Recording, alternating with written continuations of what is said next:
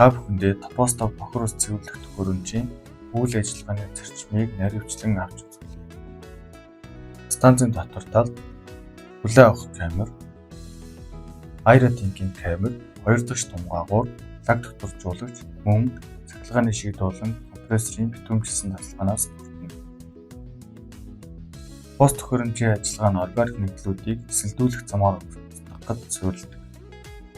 Бохор усыг өндөр чанартайгаар цэвэрлэхийн тулд бүх процесс нь автоматжуулагдсан ба ажиллагааны хөвөрийн тусламжтайгаар камер хоорондоо дамжуулагддаг. Хүчил төрөгчийг жиг төвөрлөхийн тулд агаар хөвөрлөгч хоолой болон агаарыг жигд камер бүртгөх диффузер ашиглан станцын доторх усыг агаараар байнга тасралтгүй хангаж өгдөг.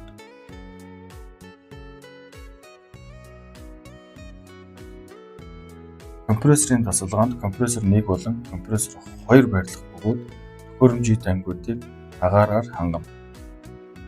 Органик нэгдэл агуулсан бохор ус хүлээн авах камер руу орох үед ажиллагааны хөвөр өргөгдөж эхний камерт агаар өгөх ба компрессор 1-ийн ажиллагаа идэвхждэг.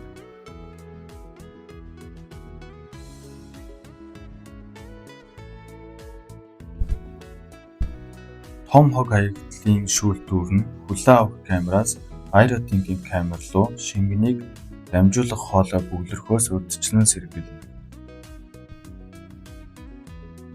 Эхний хүлээн авах камераас аэротинкийн камер руу шингэнийг хүчил төрөгчийн тусламжтайгаар шахаж дамжуулна. Аэротинкийн камерт шингэнийг төвчүүлсэн лагтай эсэлдүүлэх замаар органик нэгдлүүдийн хамгийн сүүлчийн задрал буюу шингэнийг хүчил төрөгчөөр баяжуулах процесс явагдана.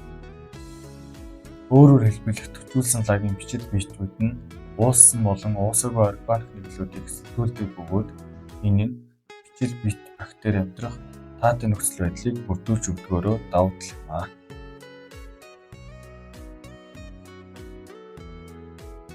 Агааргүй орчинд азот болон азотын нэгдлийг устгах процесс явагддаг.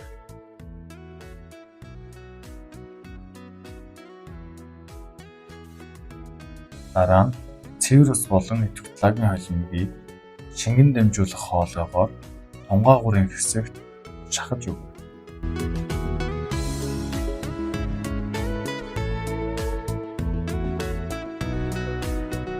Бонус хэлбэртэй 2 дахь тунгаагуурны идэвхт лагийг томцжуулах процессыг гүйцэтгэхээр давуу тал юм аа.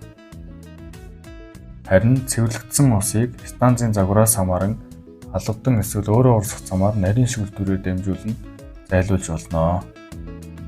Лаг докторжуулагч камерт агааржуулалтын процесс явагддаг тул гүйц торгуйдсан лаг нь байнгын хөдөлгөөнд оршино.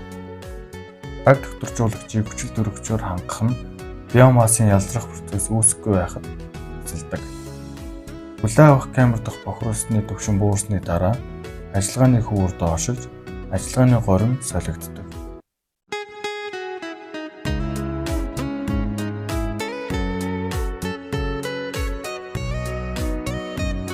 Нэгдүгээр компрессор унтарч дараагийн циклийг агаараар хангахаар 2 дугаар компрессор ажиллаж эхэлнэ. Хүлээн авах камерт том хэсгүүдийг жижиг хэсгүүдэд задлах шингэнийг хүчил төрөгчөөр баяжуулах процесс явагддаг бөгөөд энэ нь эсэлдүүлэх процессыг сайжруулдаг. 2 дахь тунгаагуурт 2 дахь цикл цэвэрлэгдэж байх үед диффузер ажиллаж эхэлнэ. Диффузер нь шингэний гадаргуугийн хөдөлгөөнийг үүсгэж гадаргуу дээрх давхраг болон уустдаггүй бодисыг тус оргич руу чиглүүлдэг. Тус оргич нь цуглуулсан бодисоо дахин боловсруулахын тулд аэротинк руу шахаж өгнө. Аэротинкийн камерт дахин боловсруулалт хийхэд төвч шилжсэн байдаг. Төвчүүлсэн лаг нь ёроолд тунаж аэротинкийн шингэн дамжуулах хоолойгоор лаг докторжуулагч камер руу шахагдана. Лаг докторжуулагч камерт шингэн хөдөлгөөнгүй төлөвд орших ба лаг нь тунаж харин дээдлийн тунгалаг давхарга нь тунгаагуурын хананы нөхөр дамжин хүлээн авах камер руу урсаж орно. Энэ нь технологийн богино эргэлтэнд орж байна гэсэн үг юм аа. Төвчсөн лагийг сэрээс үйлчлэгээний явц зориултын лагийн шлангаар шахаж гаргана. Лагийг шлангийг Нэгдүгээр компрессорын тусламжтайгаар лаг зайлуулах хоолойны тагийг авч зориултын савнд тосч авна. Цэвэрлэх байгууламжийн камернууд нь дүүрч халих тохиолдолд аварын хавгалгыг суйрлуулж өгсөн байдаг. Хөрөмжийн усны түвшин дээшлэх үед аварын клапан сөхөгдөж шингэнийг гадагшлуулна. Аварын хавгалганы таг нь дээш өргөгдөж улмаар компрессор болон цахилгааны шийд рүү ус орохоос урьдчилан сэргийлнэ.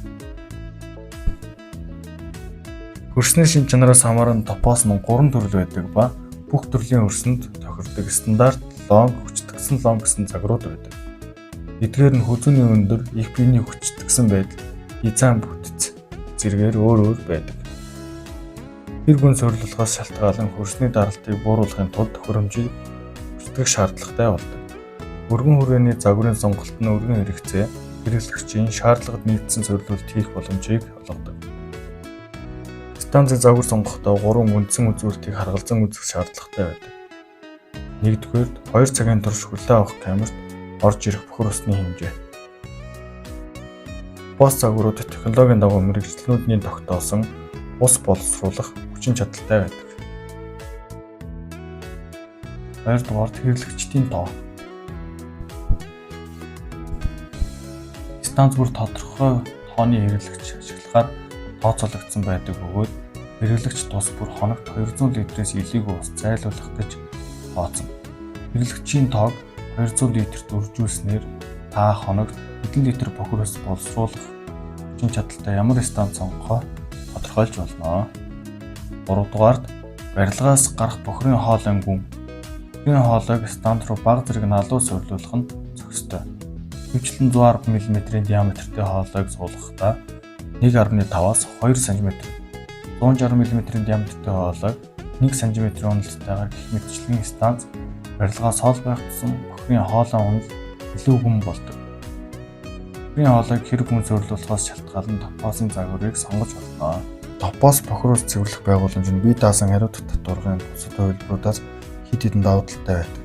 Чанарын өндөр түвшин цэвэршүүлдэг, их биений үндсэн материал полипропиленийн зузаан 20 мм буюу 2 см байдаг. Ашиглалтын туршид битүүмжил сайтай чанарын өндөр түвшинд угсарсан байдаг. Энгийн байдал болон хэрэглэхэд хялбар байдал. Жилийн аль ч улиралд ямар ч хөрсөнд суйрлуулах боломжтой. Бохирын машингээр өөртөө үйлчлүүлэх. Бохир усыг удаан хугацаагаар оруулахгүйгээр ашиглалтын чадварыг хадгалах. Эвгүй үнээр гарахгүй.